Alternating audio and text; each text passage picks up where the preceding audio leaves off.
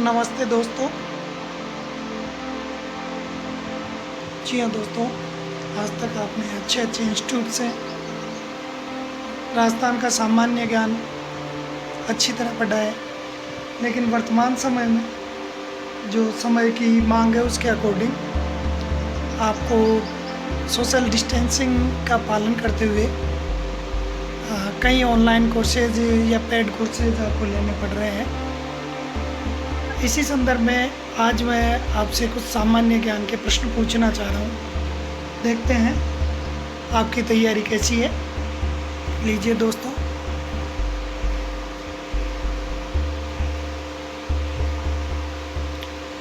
ये जो शिक्षा का सूर्योदय है ये हो चुका है और आप इसके द्वारा हमारा राजस्थान जीके इसके द्वारा आप अपने आप को अपनी तैयारी को परख सकते हैं।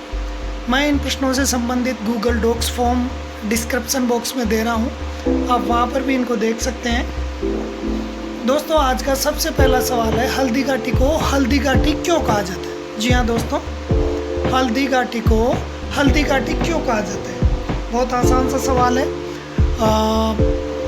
दोस्तों, अधिकतर ये मानते हैं कि हल्दी घाटी इसलिए कहा जाता है कि वहाँ का रंग मिट्टी का ऐसा है, या हल्दी के कारण कहा जाता है हल्दी अत्यधिक पैदा होती है, या कई अनेक तथ्य अलग अलग इतिहासकार बताते हैं। तो इस प्रश्न को आप विचारें, आपके मन में इस प्रश्न के क्या क्या उत्तर आ रहे हैं। आपके सामने ये छोटा सा सवाल था और ये सवाल आप अच्छी तरह से हल कर देते हैं तो बहुत अच्छी बात है। और ये केवल आपकी तैयारी के बेस के लिए जानने के लिए प्रश्न कर रहा हूँ कि आपको कितना याद है। एक मेरा छोटा सा प्रश्न है, क्या आप अन्य महत्वपूर्ण प्रश्न संग्रह देखना चाहते हैं? आप चाहते हैं इस तरह के वीडियोस मैं अपलोड करूं तो हाँ या नहीं आप कमेंट बॉक्स में लिखें। दोस्तों, जो हल्दी घाटी का नाम हल्दी के कारण नहीं पड़ा और न ही वहाँ की मिट्टी के कारण पड़ा है दोस्तों, क्योंकि वहाँ की मिट्टी लाल, पीली और काली तीनों रंगों वाली है। तो फिर हल्दी घाटी नाम क्यों दिया गया, इसकी तरफ चलें। दोस्तों, इतिहासकारों के मतों को लेते हुए अपन चलेंगे, किसी किंवदंती या कहानी को लेकर अपन बात नहीं करेंगे। अपन बात करते हैं महान इतिहासकार जो डॉक्टर महेंद्र बाणावत आरपीएस, जिनकी बुक्स को एक प्रमाणित बुक्स मानता है, सोर्स बुक, संदर्भ पुस्तकें मानते हैं। उनकी पुस्तक अजूबा भारत के अनुसार पेज नंबर 153 पर इस चीज़ का स्पष्ट उल्लेख है कि इसका एकमात्र कारण यह है कि यहाँ पर हल्दी चढ़ी हुई कहीं नवविवाहित महिलाएं, दुल्हनें पुरुष वेश में लड़कर शहीद हुई थी। जी हाँ दोस्तों, कितना इम्पोर्टेंट फैक्ट है जिससे हम अब तक अनजान हैं। हल्दी चढ़ी हुई कहीं नवविवाहिताएं पुरुष वेश में लड़कर शहीद हुई थी, इसीलिए इसे हल्दी घाटी कहा जाता है। अगले प्रश्न की तरफ अपन चलें दोस्तों। राजस्थान में वैदिक संस्कृति के अवशेष कहाँ पाए गए? जो वैदिक संस्कृति है उसके अवशेष राजस्थान में कहाँ पाए गए हैं? जी हाँ दोस्तों, अनूपगढ़, तरखान वाला, डेरा व चक 64 से राजस्थान में वैदिक संस्कृति के अवशेष पाए गए। अगला प्रश्न, प्रोफेसर वी.एन. मिश्र के निर्देशन में ताम्र पाषाणकालीन सभ्यता कहाँ प्रकाश में आई? जी हाँ दोस्तों, प्रोफेसर वी.एन. मिश्र के निर्देशन में ताम्र पाषाणकालीन सभ्यता बालाथल, उदयपुर में प्राप्त हुई है। वहाँ के पुरातात्विक जो उत्खनन है उसके द्वारा इस चीज़ का पता चला है। दोस्तों, इस तरह का हमारा राजस्थान जीके वीडियो मैंने पहले भी अपलोड किया, आप उसे भी आप देख सकते हैं। अगले प्रश्न की तरफ चलें। राजस्थान में 16 महाजनपदों की सूची कहाँ प्राप्त होती है? 16 महाजनपदों की सूची बौद्ध साहित्य के अंगुत्तर निकाय से हमें 16 महाजनपदों की सूची प्राप्त होती है। जी हाँ दोस्तों, अंगुत्तर निकाय जो ग्रंथ है वो बौद्ध साहित्य से संबंधित है। मत्स्य का उल्लेख कहाँ पर सर्वप्रथम मिलता है? तो दोस्तों, मत्स्य शब्द का सर्वप्रथम उल्लेख ऋग्वेद में हुआ है। शतपथ ब्राह्मण और कौशितकी उपनिषद में भी मत्स्य जन का उल्लेख मिलता है। आगे चलते हैं दोस्तों। महाभारत में भी मत्स्य जनपद की गणना भारत के प्रमुख जनपदों में की गई है। इसका विस्तार चंबल की पहाड़ियों तक, पश्चिम में जो सरस्वती नदी से जंगलों तक, वर्तमान में जो आधुनिक जयपुर, अलवर, धौलपुर, करौली और भरत के कुछ भाग इसमें सम्मिलित थे। साल्व व चेदी जनपद इसके पड़ोसी जनपद दोस्तों माने गए हैं। अगले प्रश्न की तरफ चलें।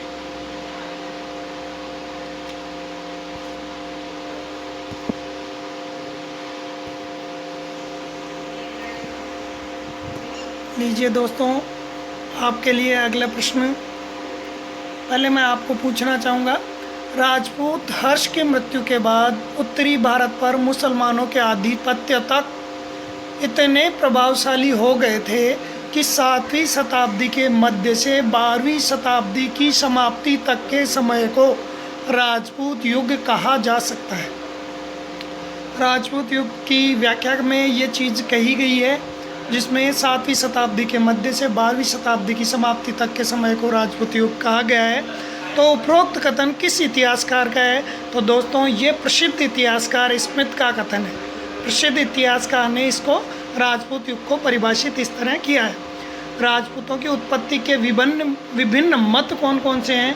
तो दोस्तों पहला मत है वैदिक आर्यों की संतान, और ये मत इस मत के पोषक हैं डॉक्टर गौरीशंकर, हीराचंद ओझा व सी.के. वैद्य। अगले प्रश्न दोस्तों इस तरह के आप ऑनलाइन कोर्स से निःशुल्क प्राप्त करना चाहते हैं तो आप पहल करें और यूट्यूब चैनल को आप सब्सक्राइब करें। आगे के प्रश्न की तरफ अपन चलते हैं।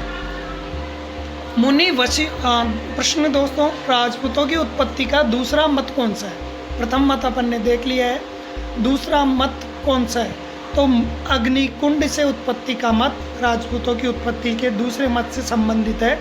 और चंद्रप्रदायी जो कि पृथ्वीराज रासों के लेखक हैं, इनके अनुसार मुनि वशिष्ठ के द्वारा अग्निकुंड से राजपूतों की उत्पत्ति की गई, और ये चौथे योद्धा के रूप में की गई। जब 3 योद्धा ऋषियों की रक्षा करने में समर्थ नहीं हुए, तब चतुर्थ योद्धा के रूप में राजपूतों की उत्पत्ति मुनि वशिष्ठ द्वारा अग्निकुंड से की गई। अगले प्रश्न की तरफ चलें दोस्तों। तो जैसे अपन ने चतुर्थ योद्धा के रूप में राजपूत को माना, तो प्रथम जो 3 योद्धा थे वो कौन थे?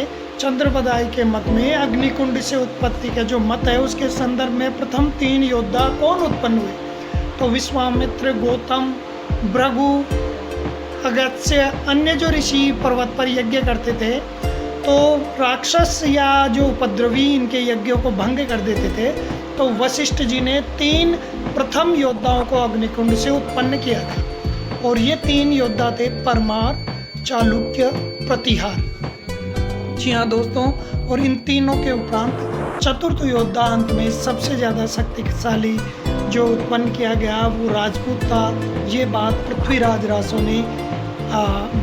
रासों में कवि चंद्रप्रदायी ने कही है। राजपूतों की उत्पत्ति का जो ब्राह्मणों से उत्पत्ति का सिद्धांत है, तो इसके बारे में डॉक्टर D.R. भंडारकर ने गुहिल राजपूतों की उत्पत्ति नागर ब्राह्मणों से बताई है। जी हाँ दोस्तों, और अगर अपन बात करें तो डॉक्टर भंडारकर बिजोलिया शिलालेख का उल्लेख करते हैं। वासुदेव चौहान के उत्तराधिकारी सामंत को वत्स्य गोत्रीय ब्राह्मण बताया गया है। अवंती सुंदरी के साथ विवाह का भी इन्होंने वर्णन किया है। डॉक्टर गोपीनाथ शर्मा हैं, इन्होंने मेवाड़ के गुहिलोतों को नागर जाति के ब्राह्मण गुहे दत्त का वंशज बताया। मेवाड़ के कुंभा ने जयदेव की गीत गोविंद टीका में भी ये स्वीकार किया है कि गुहिलोत नागर ब्राह्मण गुहे दत्त की संतान है। लेकिन डॉक्टर दशरथ शर्मा इस मत को अस्वीकार करते हैं। उनके इस अनुसार कई बार राजपुत्र अपने पुरोहित का गोत्र अपना लेते हैं, इसलिए थोड़ा ये भ्रम हो जाता है। अगले प्रश्न की तरफ चलें। राजपूत उत्पत्ति के विदेशियों की संतान वाला मत समझाइए। तो दोस्तों सबसे पहले कर्नल जेम्स टोड। अगला प्रश्न है राजपूत उत्पत्ति के विदेशियों की संतान वाला मत समझाइए। तो सबसे पहले कर्नल जेम्स टोड ने लिखा राजपूत शक अथवा शीतियन जाति के वंशज हैं, और अग्निकुंड की कहानी को स्वीकार भी किया। और उनका मत है कि विदेशी जातियां 6वीं शताब्दी के लगभग आक्रमणकारी के रूप में भारत आई। इन्हीं विदेशी विजेताओं को जब वे शासक बन बैठे तो अग्नि संस्कार द्वारा पवित्र कर वर्ण व्यवस्था के अंतर्गत क्षत्रिय वर्ण में ले लिया गया।